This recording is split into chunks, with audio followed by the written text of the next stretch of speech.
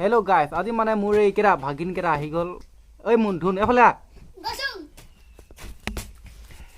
এইটো হৈছে ডাঙৰটো এইটো হৈছে ডাঙৰটো এইটো হৈছে মোৰ পিঠি উঠি থকাটো সৰুটো ওলা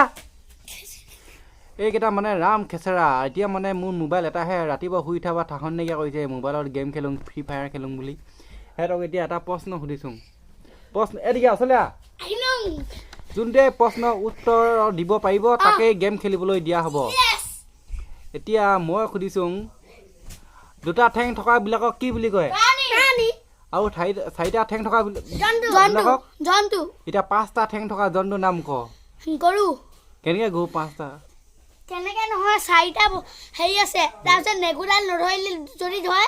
নেগুডাল ঠেং বুলি কয় নেকি নেগুডাল আছে তো নেগুডাল ঠেং বুলি নকয় নহয় সেইটো না হোৱা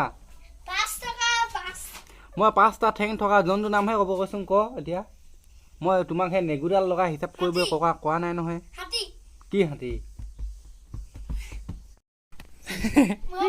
ক মোন 11টা ঠেং থকা জন্তুৰ নাম ক তেতিয়াহ'লে এ মাটি যে এনেকৈ বগাই ফুৰে যে সেইটো জন্তু নহয় নহয় সেইটো জন্তু নেকি মই কম ধুনীয়া কয় থৈ এতিয়ালৈকে এটাও মানে কাৰেক্ট এনচাৰ দিব পৰা নাই সেইকাৰণে মোবাইল টিপিব নাপাওঁ গাহৰি কি গাহৰি ঘোঁৰা জেব্ৰা উট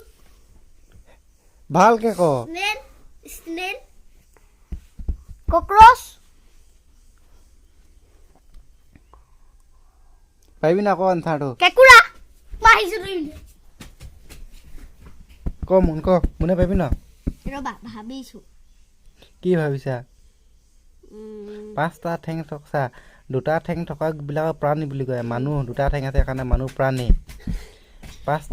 চাৰিটা ঠেং থকাবিলাক জন্তু গৰু ছাগলীবিলাক জন্তু হয় নাই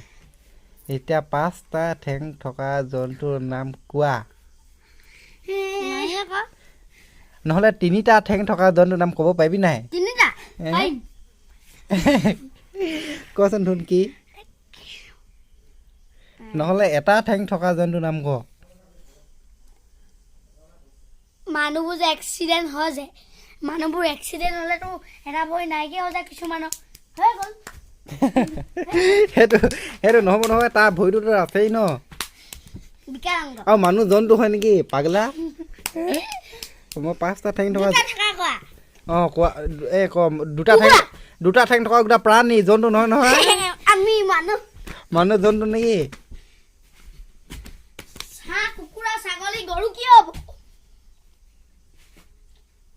পাঁচটা টকা কি আছেনো পাঁচটা জন্তুৰ নাম ক'বা পাঁচটা বাঘ সিংহ গৰু ছাগলী কুকুৰ মেকুৰী সেই কেইটাই চোন পাঁচটা ঠেং থকা জন্তুৰ নাম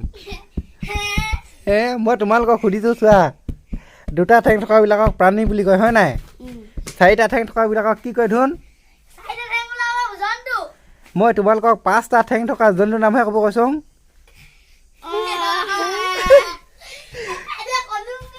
এতিয়া গম পালা নাই এতিয়া বেলেগ এটা সোধা এতিয়া আকৌ বেলেগ এটা সুধিলে নহ'ব তোমালোকে এতিয়া পৰীক্ষাটো ফেইল কৰিলা সেইকাৰণে মোবাইল এতিয়া 3 ঘণ্টাৰ কাৰণে মোৰ হাতত থাকিব